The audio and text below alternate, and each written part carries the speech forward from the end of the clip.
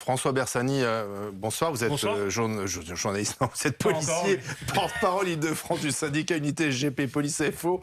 Vos collègues, vos trois collègues, prolongation de la garde à vue, ça vous choque ou vous trouvez ça normal?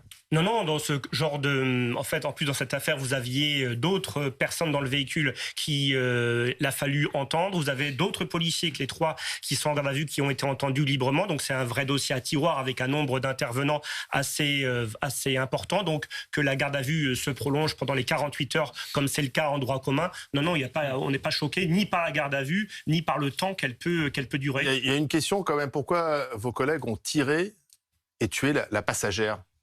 Alors, si bien le matin, j'imagine qu'aucun de ces trois collègues ne s'est dit en se levant et en se rasant aujourd'hui, je vais faire feu sur une passagère, un conducteur. Ils ont été pris au cœur d'un refus d'obtempérer.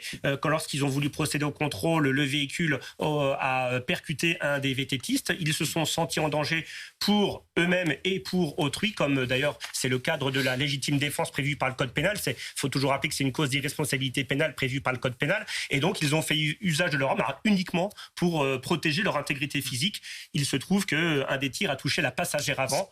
Mais Vous ne pouvez pas faire autrement, quoi, en fait.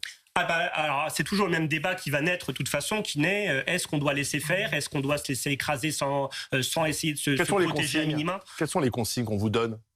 En fait, il n'y a pas de consigne donnée par la hiérarchie, puisqu'en fait, c'est une riposte que l'agent individuellement décide, c'est-à-dire qu'il estime, en fait, dans un quart de seconde, je suis en danger, je suis pas en danger, et si il ne peut pas repousser l'attaque autrement qu'en usant de son arme pour neutraliser, eh bien, il le fait.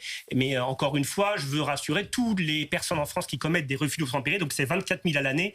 Heureusement, les 24 000 ne font pas l'objet de tirs de la police. On est vraiment sur une micro. C'est parce que le véhicule a foncé sur eux, se sont sentis en danger. Tout à fait. Vincent Bringart, bonsoir. Vous êtes Bonsoir. avocat au barreau de Paris. Vous avez coécrit Violence policière, le devoir de réagir.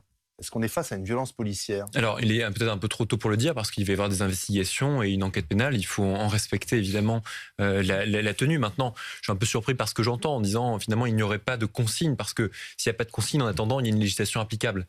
Et cette législation applicable, c'est tant celle de la légitime défense que de l'évolution qui a pu intervenir dans le Code de la sécurité intérieure, qui est maintenant l'article L435-1 et qui prévoit des cas extrêmement stricts dans lesquels il peut être fait usage de l'arme. Et ces cas extrêmement strict, ça rappelle la nécessité, la Et là, proportionnalité. on n'est pas dans ce cas-là.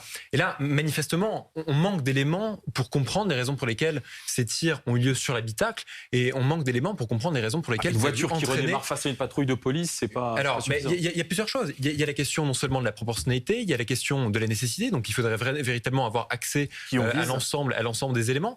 Ensuite, il y a la question de savoir si il ne pouvait pas faire autre chose pour immobiliser le véhicule que de tirer dans l'habitacle et que potentiellement de toucher un des occupants de ce véhicule. Est-ce qu'il n'aurait pas pu y avoir des tirs sur les pneus, par exemple, sur les organes de direction de la voiture qui auraient éventuellement pu permettre de l'immobiliser? Et puis la deuxième chose aussi, c'est que de toute façon, il faudra que les investigations déterminent effectivement si les policiers ou autrui étaient en danger à ce moment-là. Et à ce stade, en tout cas, nous ne disposons pas des éléments pour le savoir. Oui, c'est une réaction qu'on entend beaucoup. Pourquoi les policiers ne tirent pas dans les pneus en fait, pour arrêter le véhicule? Oui, si vous lisez, si vous regardez Twitter, bon, qui n'est pas une bible, mais si vous regardez Twitter, il y a beaucoup d'admirateurs de films américains ou même français, où en effet, M. Bringart, dans les films, on voit parfois des policiers tirer dans les pneus. Il faut savoir qu'aujourd'hui, les pneus, grâce à nos fabricants, aujourd'hui, vous pouvez tirer tout ce que vous voulez dans les pneus, aucun pneu ne crèvera. Ouais. Là, on est dans les séries purement américaines. Les Yaka Faucon, il aurait fallu faire autrement et on aurait pu faire autrement. Et puis, quant à la proportionnalité, M. Bringart, je vous rappelle que, à part foncer avec la voiture de police sur la voiture,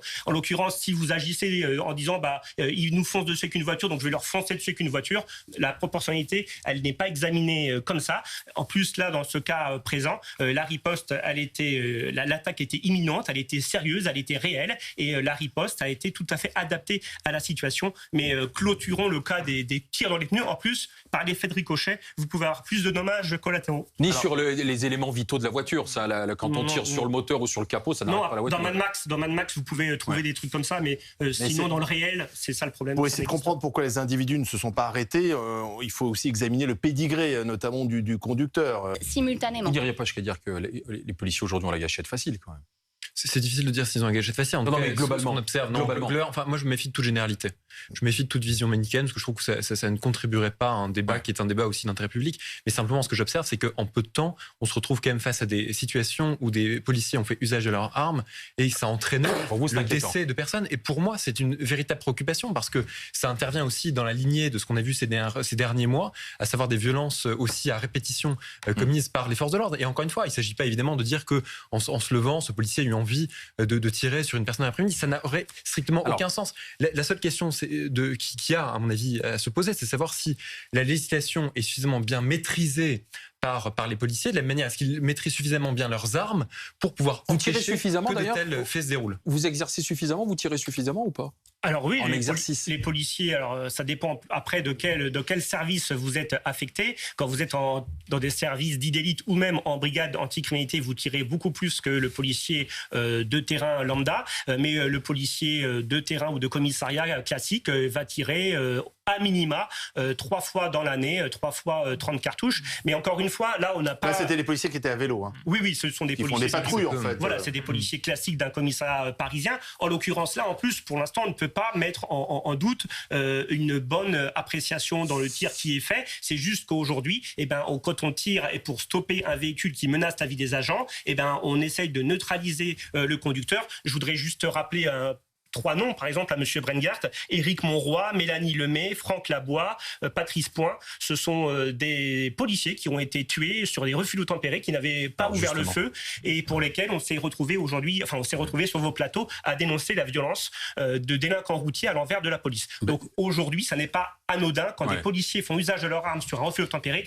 on n'est pas sur le refus. Et il y en a de plus en plus des refus d'obtempérer. On va... Pensez quoi, vous, monsieur le policier? La police tue, dit Oui, Jean-Luc mais Mélenchon. c'est pas la première fois que je suis invité ici qu'on a à commenter des tweets en fait de Jean-Luc Mélenchon anti-police. En fait, Jean-Luc Mélenchon, pour lui, il y a la présomption de culpabilité chez les policiers. Il n'y a pas de présomption d'innocence. Il y a de la présomption d'innocence pour les gens. Vous savez qu'il appelle toujours la population les gens. Mais par nous, apparemment, on ne fait pas partie des gens puisqu'on est toujours présumé coupable. Pour revenir sur ce que disait Benjamin, en fait, le coup de factieux, ça remonte à l'époque où Alliance avait appelé à manifester devant ses bureaux. C'était même avant les manifestations devant l'Assemblée pour la justice.